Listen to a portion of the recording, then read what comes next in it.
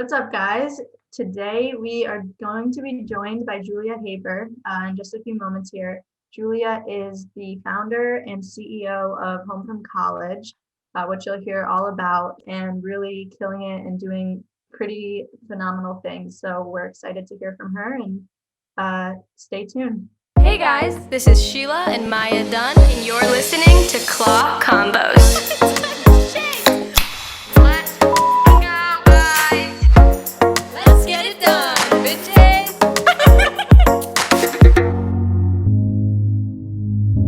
So, Julia, could you just give a little bit of a background on Home from College and your journey kind of getting started with that? Yeah. My name is Julia Haber. I am the founder and CEO of Home from College. My background has been over the course of the last number of years, brand building and community building with the college demographic. I started my kind of professional career at Spotify and Snapchat, building ad strategy for a lot of their partners and just really seeing the demand and interest in understanding a college-aged or Gen Z demographic. And through that, started my first company called Wave, which is a college-based experiential marketing company that brings big branded experiences to college campuses across the country. And through that, got really close to understanding all problems and pain points that college kids face on a daily basis around career and professional goals and aspirations, and realizing that there's a really big opportunity for a brand to show up to be a student's basically like cool older sister, guiding them through college and giving them access to experiences and allowing them to put their best foot forward. And we built Home from College around that premise to be this kind of Gen Z LinkedIn. So that's kind of the history. Yeah, you say LinkedIn meets masterclass for Home. Exactly. So you started, well, first I was looking, you had these internships at different, big companies like Snapchat and Spotify. And then did you get into your first kind of business, which was Wave? Yes. So I interned at Spotify my sophomore year of college. And then my junior year, I interned at Snapchat, and I ended up interning and moving to LA over the summer. And then I continued remotely for most of my senior year and loved that experience so much. It taught me a lot about the ability to think about industries in kind of like a non-traditional way. I was an advertising major in school, and I was definitely on the advertising side of a technology business. And in college, I learned a lot about working at an ad agency and what that experience would be like. And I knew I did not want to do that. So having the ability to have almost like startup like culture that was very well funded. I think I started at Snapchat right when they went public. So it was very much kind of, allowing them to move to that next phase of their business journey. It was just super interesting for me to get exposure to what a company would be like. And I realized that I could always get a job somewhere, but when do you have the ability to start something? I'm sure you guys, align with that, specifically Sheila, because you have the ability to get a job knowing that you can do that. But, starting something with less liability than what we have at a young age has definitely been helpful. Totally. And so you were studying advertising, or I read that you were studying public relations, entrepreneurship with a concentration in fashion and entertainment. Yes, so super random. I basically hacked my major. So I went to college thinking I wanted to do fashion PR. I quickly learned that I'm like a horrific writer, so that PR was just not going to happen for me. So I switched to advertising. And then after my internship at Spotify, my sophomore year, I realized that I didn't want to work in an agency. So I wanted to be able to integrate technology and entrepreneurship into my degree. So in a really non-conventional way, my degree was advertising with an emphasis in new business, entrepreneurship, and technology. So it kind of had this hybrid of marketing, design, and technology and entrepreneurship. Where do you think your entrepreneurship, where do you think that comes from, that drive and that passion to incorporate entrepreneurship? Yeah.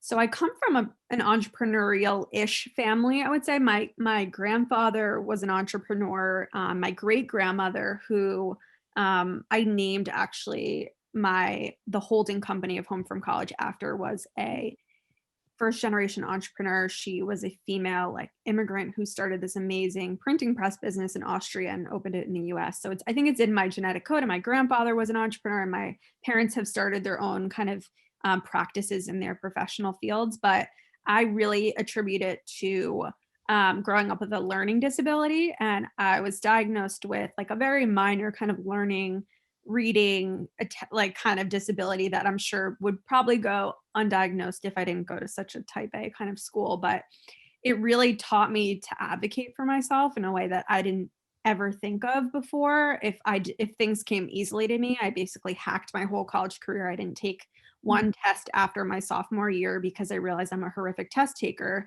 So I convinced all of these teachers to give me alternative assignments. And just by doing that and seeing that there are possibilities if you think unconventionally, it allows you to really get that maybe you don't need to follow the path that you're supposed to take, and that experiences and opportunities can come in different ways if you look at the world differently. So That's awesome. Were you a like traditionally good student or not? I graduated, I think, with a 3.9 from college, but I would only attribute that to hacking my career and degree, because if I had to take multiple choice tests, I probably would have had like a 2.5, honestly. I just know what I'm really not good at, and I'm really not good at math and finance and a lot of like the traditional kind of, I guess, is that your left or your right side of your brain? Left side? Right side? I don't know. Right? I don't know. Very creative, very like future focused, very collaborative, but really asked me to build a financial model, and that's just not going to happen. So I would say traditionally not so academic, but I figured out a way to, do well. Yeah, we had a whole episode, I think it was like our 4th episode ever, all about how to like life hacks in college, kind of ways to make your way through college.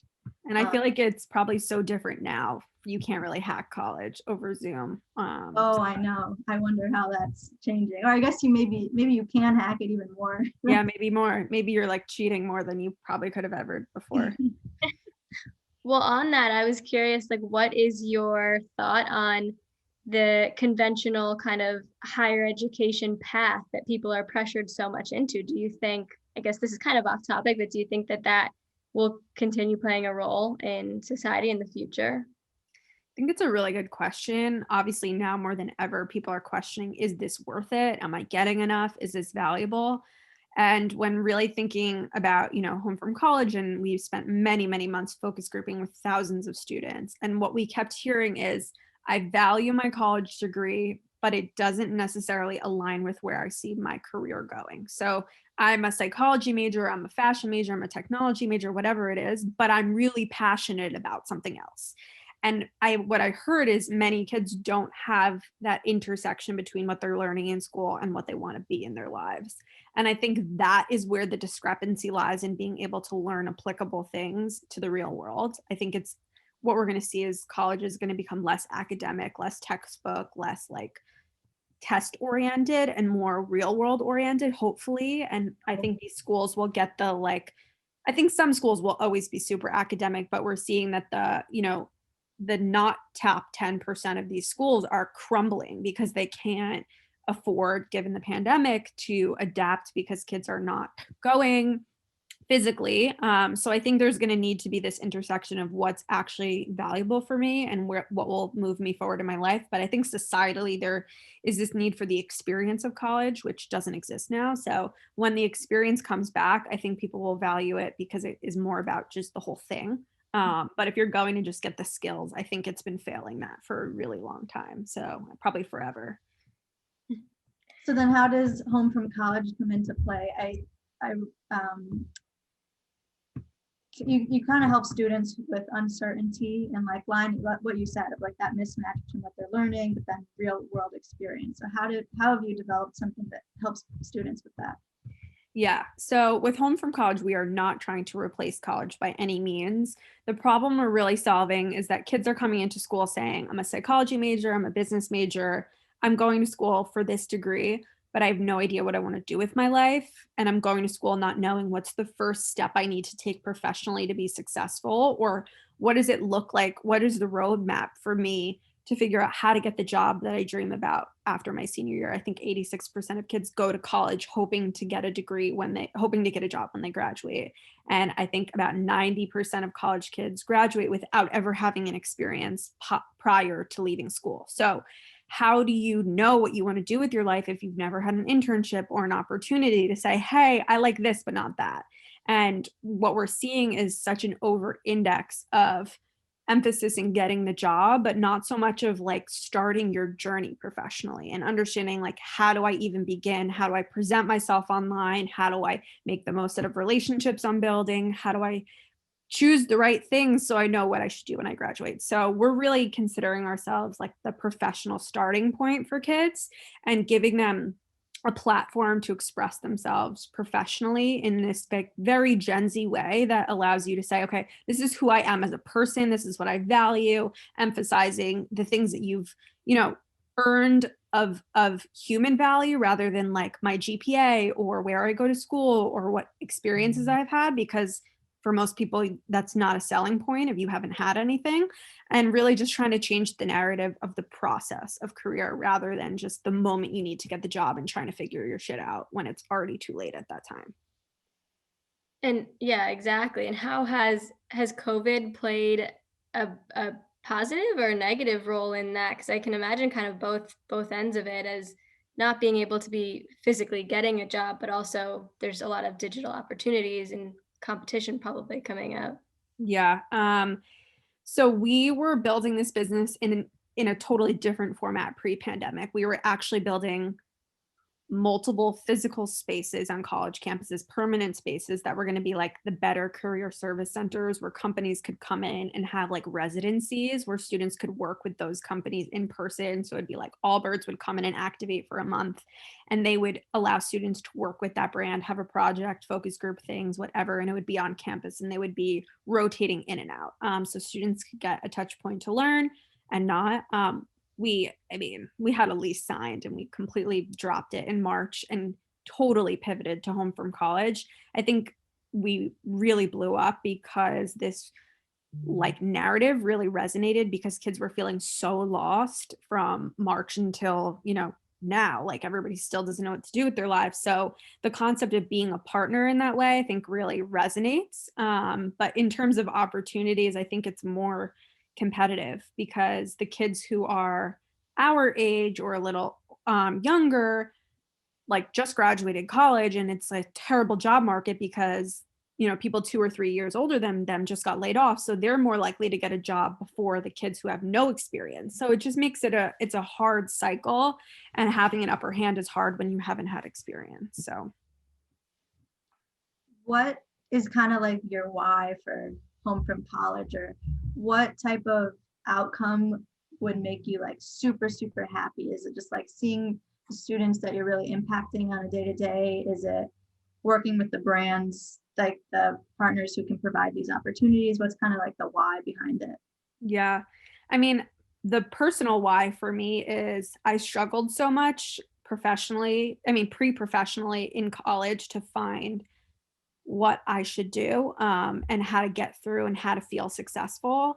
And that feeling was so tough to go through 4 years of college saying, why am I studying 10 hours for a test and not having the outcome? And I think that is like a micro feeling that a lot of people feel in a career oriented way too. Like, why am I applying to 900 jobs and no one's hearing from me? How can I show myself better? Because I know I'm great, or I know I'm working on myself, but how do I even get started? And I think that feeling of like confidence that you get when you hit your stride, and I'm sure you guys have felt this when you close a deal or where you have an amazing meeting with a mentor and you're like, wow, I feel really amazing. I feel so horrific for people and from all socioeconomic backgrounds who are disadvantaged, who don't even have the chance to start. They're constantly have this self-doubt that ripples to many levels later in their career. We see it now all the way at the executive level, where we don't have diverse people on the executive level because they've been disadvantaged from the ground floor. So really the goal is to make people feel confident and empowered and have control in their journey. And that's really the part of us being a consumer facing brand. We're not like a SaaS platform that you don't feel an identity around. We want you to feel like we're your partner and we put you first. And it's not just about like giving you opportunities that hopefully you can get a job, but really saying, this platform is here to support me. It has my best interests in mind, not just the employers who want to hire me and they're going to like only search for kids who have the best GPA, but they're really going to allow me to show myself. And I think it comes down to just allowing people to see the heart behind others. And I think that's frequently missed in this like pretty sterile technical world. Yeah, for sure. I think that's amazing. I'm curious what do you think is the hardest part about having confidence in yourself or having confidence in getting a job or something like that? Yeah, we did a lot of research on this. There's 5 key pillars that every successful person has had essentially in their lives. The first is a leadership opportunity where you get to oversee people that are your peers. The second is a really meaningful mentor in an academic setting. So somebody who can like lift you up. The third is like a professional experience that puts you outside your comfort zone. And the fourth is having really deep, meaningful intellectual conversations that make you feel heard and recognized. And then the fifth is being successful in doing one thing really well. And if you have those 5 things or a mix of 3 or more, you're more likely to be successful because you have those experiences. If you think even like back to psychological childhood, like if you have during your formative years like love and affection and parents showing up and dinner table conversations, you're more likely to be successful. So we're trying to replicate that 5 caliber, format in a digital world so that these students can feel nurtured and supported in ways like that so that they can have that confidence. But when many of those pieces are missing and you don't have the opportunity for them, you get imposter syndrome. It's really hard to say like, well, they know so much more than I do. They have more experiences. So we're trying to mitigate that. That's awesome. Yeah. So you did all that research like through the company yourself? Yeah. So my co-founder comes from a completely different background than I do. He is the finance guy. He comes from finance and private equity, and we've been building this from scratch from the beginning. We now have a team of around 15 people who take on different elements of the business, but research and focus groups and social listening has been like a huge component of this. As much as I hate academics, I spend so much time in data and literature around this age group, and I come from a family of therapists, so I understand like all these like psychological components of like love and caring and support that I think really make an impact in how we think about our marketing and positioning and our product. So yeah, it's been a lot of like that back end side of research in a super academic way, which I thought I would totally be done with, but I feel like it never ends. Well, that's great because I mean, when I asked that question, I think it's a great question. But like to have those 5 pillars like lined up, already researched, that's amazing. The amount of like notes I have on this computer, my computer crashed the other day, and I think it was just like, whoa, like there's too much shit in here. Like you gotta clean it out. So that's what my brain feels like, honestly. Switching gears a little bit into marketing, because you kind of mentioned that a part of building this, and maybe is that more on your side or your co-founder or someone else in terms of marketing the brand? So I've been really lucky to have worked with this woman named Margot Lee. She's actually an influencer. She's built a platform in the college space. She's a YouTube channel of about 500,000 followers. She actually was with me when I started my first business, and she's been just like an ear to the ground on all things college. She knows the market better than anybody. And she was the first call I made when I said, I want to buy the domain homefromcollege.com. Do you think I'm crazy? And she was like, yeah, but fucking do it.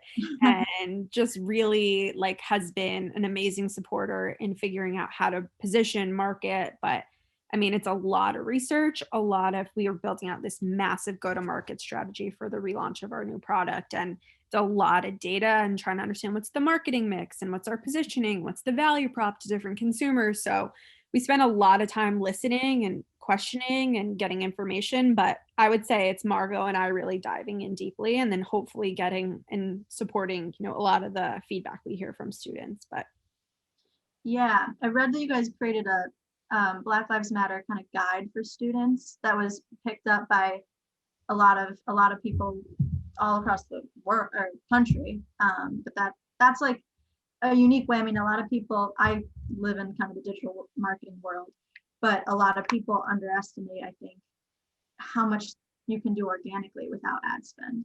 It's hard, but you can do it.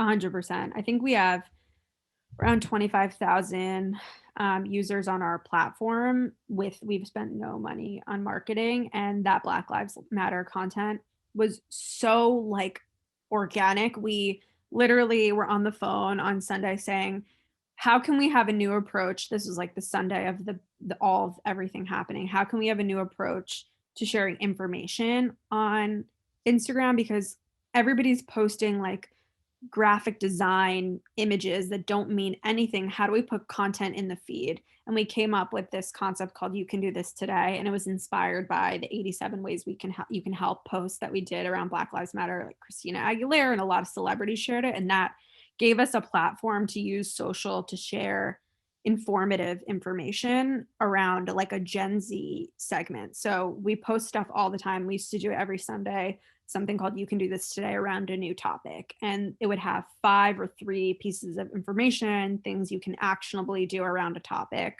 And we just did one about resumes. And I think it got shared like close to 25,000 times, like something crazy where people just wanted information like that. And we heard it and just tried to make it super niche. And I'm sure you guys feel that too. Whenever you're doing marketing stuff, like I'm sure you feel the power of social like done the right way, and rather than social just for the sake of being aesthetically pleasing. But I'd love your thoughts on that too. Yeah, for sure. I mean, I think the social listening piece is the whole like secret. Like you never know what piece of content will generate, but you can do your best in terms of listening to the actual data and making content that really is valuable, which is also something like the human connection and being authentic and actually building real relationships through social is huge. And I know that you've said, like, I'm curious how you built this community, like this real, like loyal community with both brands and businesses, both brands and customers, and students. Like, how do you go about building real, authentic relationships with both B2B and sort of B2C?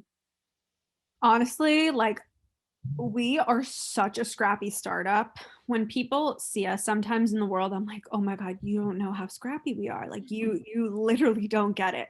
And it's so interesting because it's all about how you position yourself, and it's all about what you put out there in the world from like a storytelling perspective. And I'm shocked by the amount of alignment people personally feel with the brand we created. And I'm such a brand first person. I feel like any business that doesn't have a brand is like a total miss, because you're losing an ability to build a relationship with your customer, but also partners. And if you show up and say, okay, like I just got connected to somebody from Pharrell Williams nonprofit that's focused on the education space.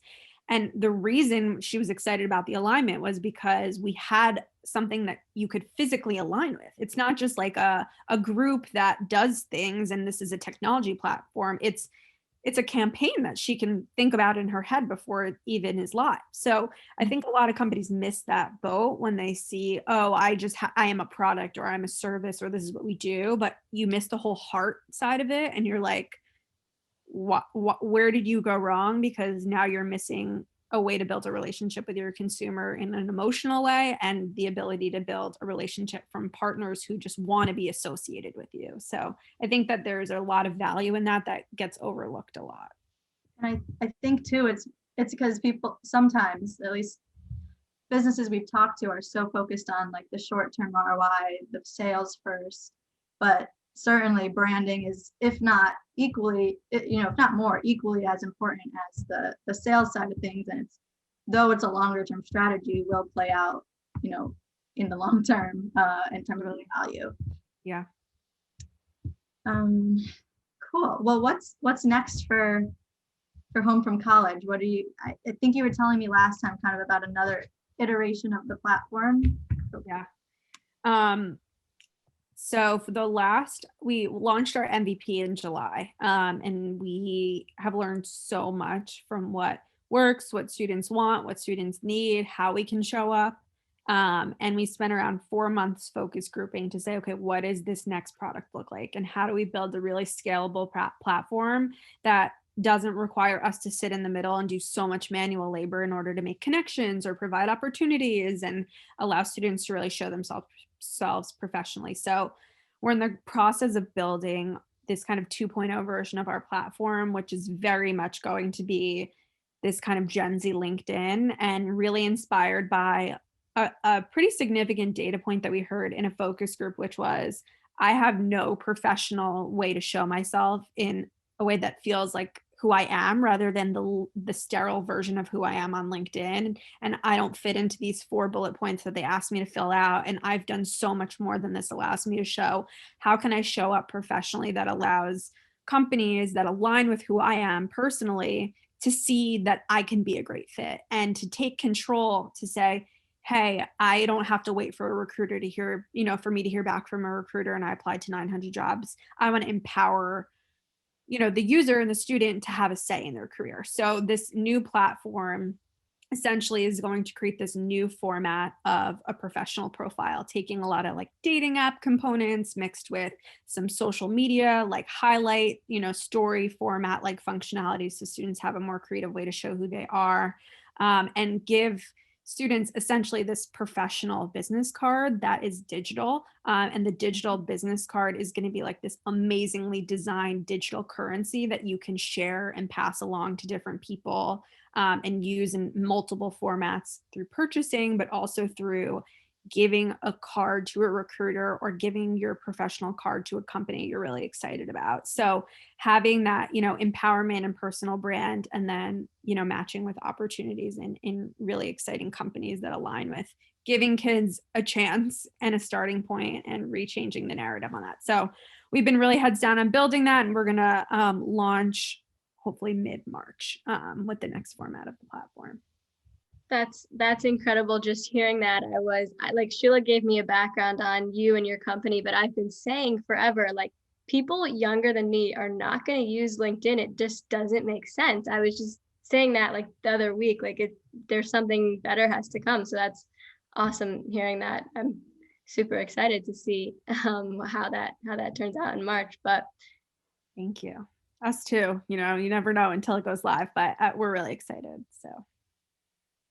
Is there something you can think of looking back in just your career of being an entrepreneur that you were like, that was such a mistake, or like that was just stupid for lack of a better word?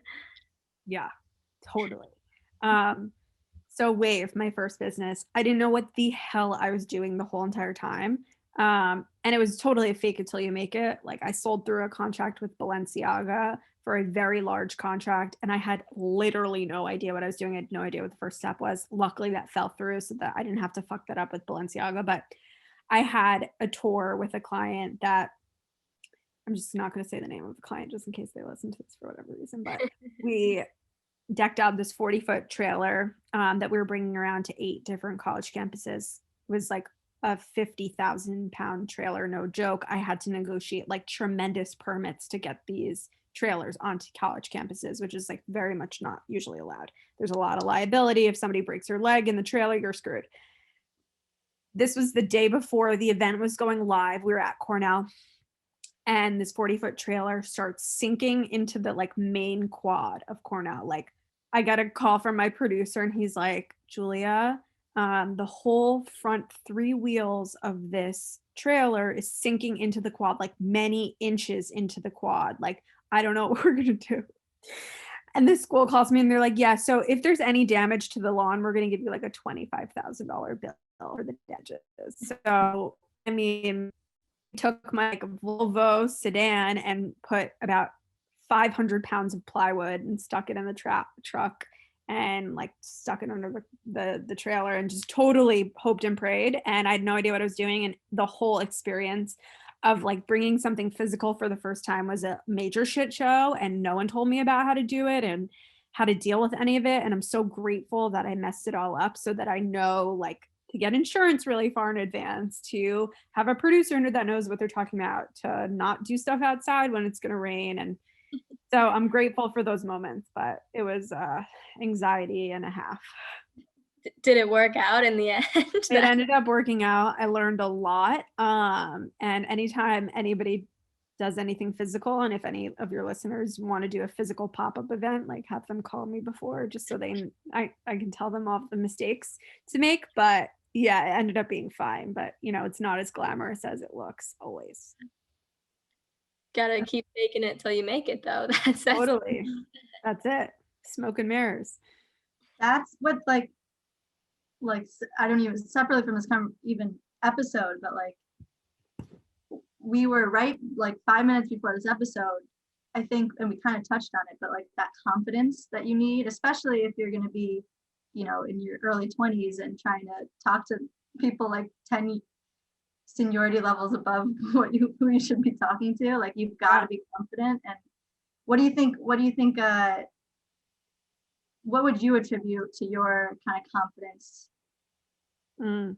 I was definitely had the opportunity for those 5 pillars in my life professionally. And I would say that was huge. I also have had people who like told it to me straight always. Like I had a mentor in college. I went into his office freshman year and I was like, I have all these ideas and I want to change the education space and this is what I want to do. And he's like, simmer, like you need to chill. And just the like ability for people along the way to just be so candid and honest with me and not yes man me, but also yes me when it was the right time was such a gift, because all of those mentors have been on my journey throughout the whole way. And if I didn't have those moments of like reality checks or support during those times, like I could have seen myself fall flat a million times. But I also think I have a tremendous amount of naivete where I don't even like think that things are going to be wrong. So that it allows me to like move forward and have less risk aversion. But I'm sure that will continue to like creep in on me. But yeah. What about you? I mean, you are totally like go-getter, started your own business, just did the damn thing. Like, what do you attribute your confidence to?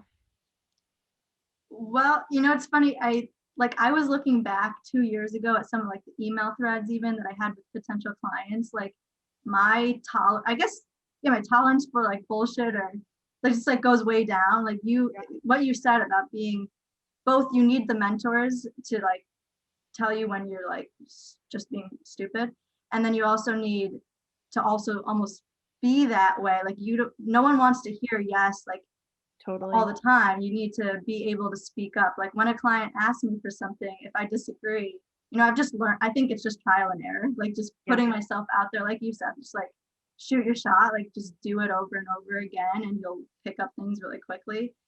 Along with, I would attribute a lot of, and Maya can speak to this too, just like we're the youngest 2 of 6, and so like you kind of, you see your old, I think you just mature a little more quickly, I guess, and are used to being with maybe, and age, it doesn't really matter, I guess, but like you're surrounding yourself with people who are extremely ambitious and kind of go-getters is also important. You mentioned that you can do this today, kind of social media post. Mm-hmm. To kind of end, or one last note type of thing, what would you, I don't know, 2 or 3 tips, actionable pieces of advice for either a high school student or a college student looking kind of for their next step or starting their professional journey? Do you have maybe 2 or 3 you can do this today tips for them? Yeah, I love that. I have one that's very applicable to me right now that I think will be helpful for students.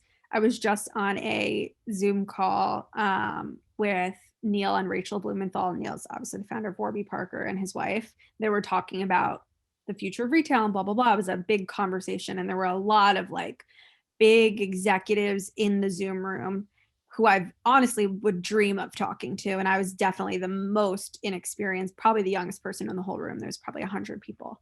And I messaged my co-founder on Slack. I was like, oh my God, these 5 people are in the room. Like, should I privately message them on the chat function in Zoom? And he's like, shoot you a motherfucking shot.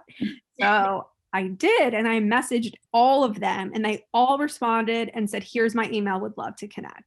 And honestly, that is the number one thing I feel like I have constantly shot my shot professionally when I was so afraid that people wouldn't respond or I wouldn't look smart or I was the youngest person ever or they wouldn't know who I am and why would they respond?